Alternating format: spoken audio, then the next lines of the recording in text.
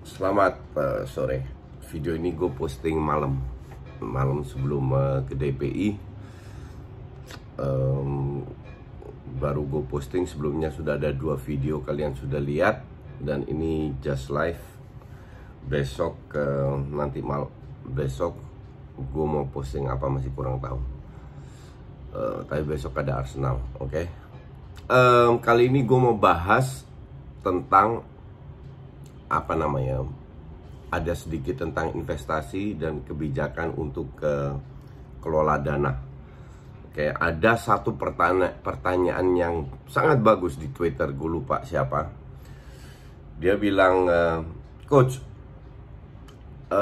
pemasukan coach itu kan tidak stabil. Jadi gue kan bukan karyawan tiap bulan terima duit, tidak stabil. Terus dia tanya bagaimana mengelola dana. Ini pertanyaan yang sangat bagus dan gue bantu share. Oke. Yang pertama soal kelola dana. Jadi gue itu dulu seringkali melakukan investasi terlalu risiko, terlalu berani. Bahkan berbisnis ada sampai pakai modal gue sendiri, pinjem uang untuk berbisnis, dan itu terlalu, ya gue akui dari dulu gue selalu berani ambil risiko.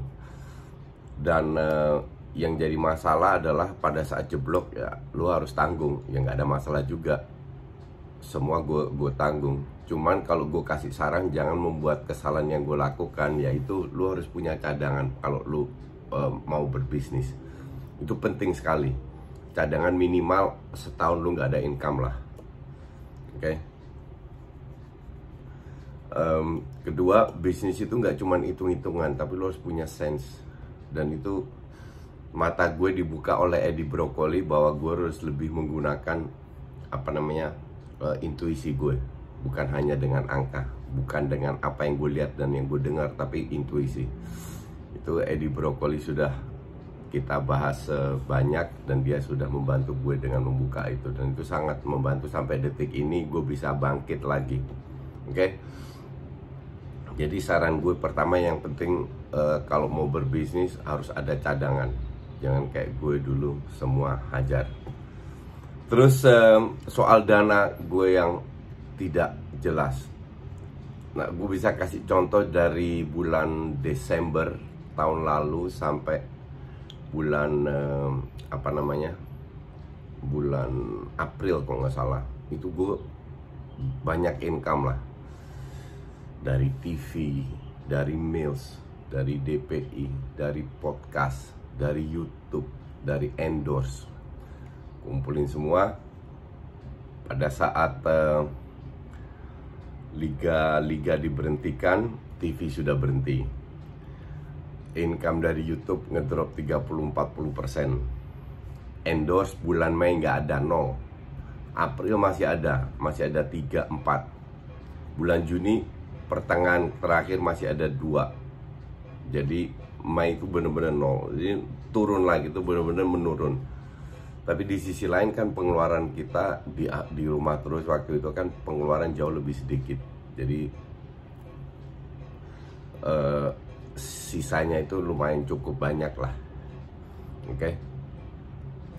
Nah, bagaimana cara gue kelola? Kan gue udah belajar dari pengalaman. Gue itu punya satu tabungan di bank yang untuk sehari-hari. Samping itu ada satu tabungan lagi untuk yang gue tabung, gue nggak sentuh. Oke. Satu, gue punya tabungan di Reksadana.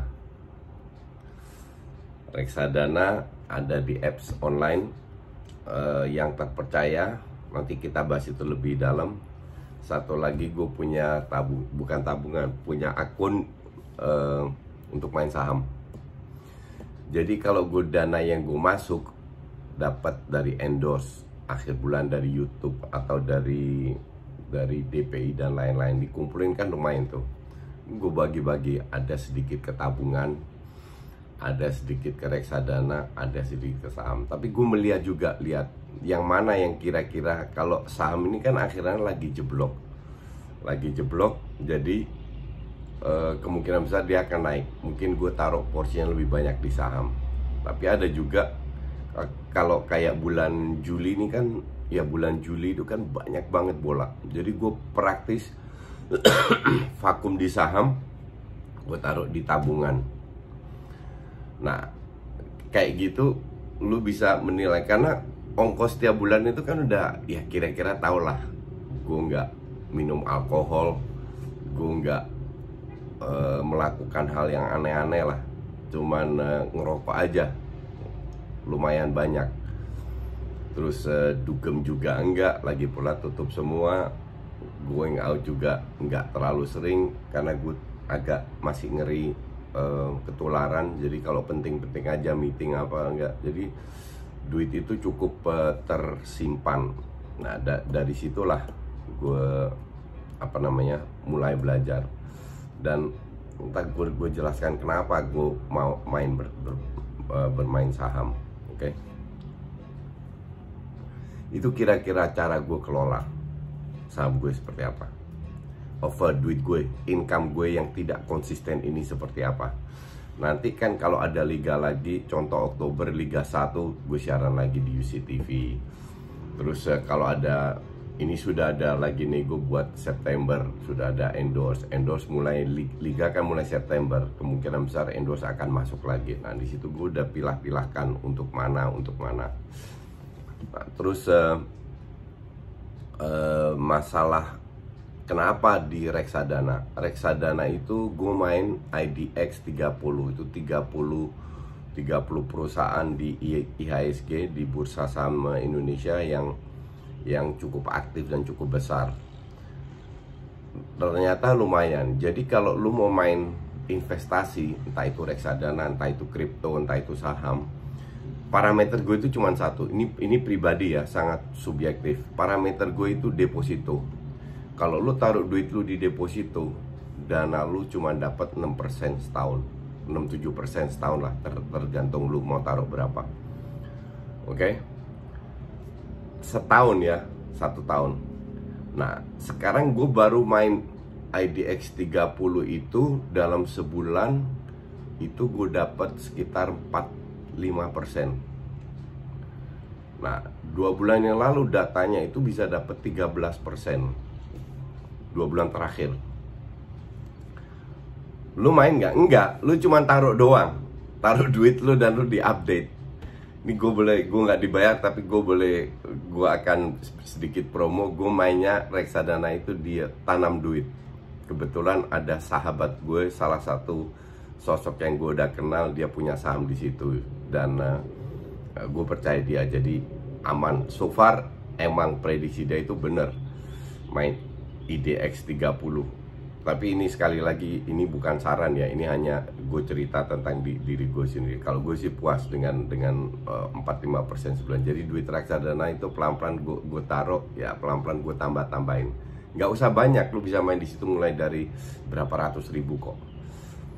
Oke, daripada lu depositokan atau taruh di bank, mending ke situ, taruh di situ. Terus soal saham, di sini gue nggak bisa kasih lu tips yang main saham apa enggak. Tapi setahun terakhir, sebenarnya 1 tahun, 1,5 tahun gue sudah mulai belajar. 2 tahun terakhir kalau nggak salah, pelan-pelan belajar. Gue baca buku ini, gue bisa tunjukkan, kebetulan ada, gue baca buku ini. Ada beberapa buku di situ yang gue baca, gue belajar banyak dari internet, dari YouTube. Terus dari internet, dari semua segi lah. Cuman gue kasih tahu lu juga, jangan terlalu fokus terhadap materi-materi yang lu miliki, karena lu jadi blur. Jadi terlalu banyak info, lu udah bingung. Kenapa gue main saham? Oke, gue dulu punya banyak perusahaan, tempat futsal, jualan lapangan bola, sempat bisnis garment, kafe. Pada saat lu punya bisnis seperti itu, lu tergantung sama orang, tergantung sama staff SDM. Iya, kalau gue ini orangnya kan agak picky, very organized. Dalam arti ya semua harus ikutin cara gue kalau dalam bisnis gue ya. Tapi banyak yang melenceng, bikin gue agak kesel, tapi gimana ya. Akhirnya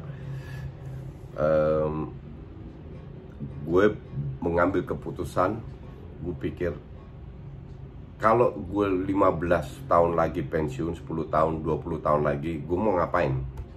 Ya, gue pikir gue kemungkinan besar tidak tinggal di Jakarta, nggak tahu tinggal di mana. Nah, gue harus mobile, tidak tergantung sama orang. Nah, yaitu main saham satu-satunya. Lu tidak tergantung sama orang, bisa atur sendiri. Dan kenapa saham?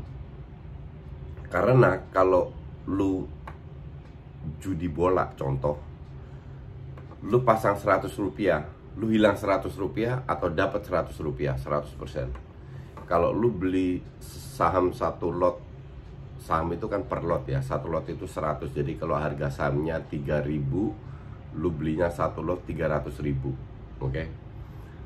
Satu lot ini asumsi total harganya 1 juta. Oke, sahamnya turun, atau lu butuh duit, lu mau jual, oh bisa. Yang lu loss itu kan kalau 10% kan cuman 1.100.000 doang, lu masih ada 900.000. Jadi ini istilahnya cut loss. Jadi lu bisa tidak harus kehilangan semua duit lu yang lu taruh di situ. Nah, kalau saran gue kedua juga, lu jangan maruk. Jangan tunggu dia naik terus baru lu jual. Karena kita nggak pernah tahu yang mana. Makanya lu ikutin aja, setiap hari lu pantau aja. Kalau gue sih, seandainya gue dapat 2-3% dalam sehari, gue cut, gue jual. Gue, oke. Ini saham ini banyak banget naik turun. Dan sebelum lu main, lu pantau dulu. Terus ketiga yang gue pengen kasih tahu, lu belajar analisis teknikal. Analisis ada teknikal, ada fundamental. Itu semua ada di buku di YouTube, dan itu simple. Cuma lu harus paham. Gue pakai RSI, stochastic sama moving average. Nanti pula lo akan tahu. Di situ membantu gue. Tapi itu bukan garansi kalau lu pasti menang. Tidak, itu hanya membantu. Yang orang lihat juga financial report yang per quarter, per 3 bulan keluar, itu juga bukan parameter. Ini hanya diberikan kira-kira kinerja perusahaan seperti apa. Parameternya apa? Lu feeling. Lu harus tahu. Lu harus tahu sikon dunia kayak gimana. Ini contoh kecil aja. Saham-saham konstruksi itu kan lagi menurun atau tidak terlalu aktif ya, karena dalam sikon seperti ini nggak ada yang dibangun kan, sedikit banget yang dibangun. Tapi nanti kalau seandainya ada investor masuk, akan terjadi banyak bangunan lagi. Nah, lu bisa beli untuk jangka panjang. Atau perusahaan yang baru ditunjuk untuk cari vaksin untuk penyakit ini, nah, tiba-tiba melonjak sahamnya. Hal-hal kayak gitu itu pengaruh terhadap pergerakan saham. Oke. Jadi entah yang mana itu apa, atau caranya gimana itu terserah lu sendiri. Semua lu harus cari tahu. Yang penting jangan main sekarang, lu pelajari dulu. Biar minimal lu dapat gambaran bahwa ini bukan judi, ini legal, diperbolehkan oleh pemerintah, bukan ilegal. Itu yang untuk gue yang sangat penting ya. Jadi kira-kira itulah masukan dari gue untuk kedepannya. Beruntung lu sekarang yang masih muda-muda, gue sarankan lu mulai belajar dengan investasi berapapun duit lu. Karena dulu zaman gue masih muda nggak ada hal-hal kayak begini, itu agak sulit. Sekarang dipergampang dengan internet dan lain-lain. Oke, kira-kira begitu. Sukses selalu, mari kita saling membantu.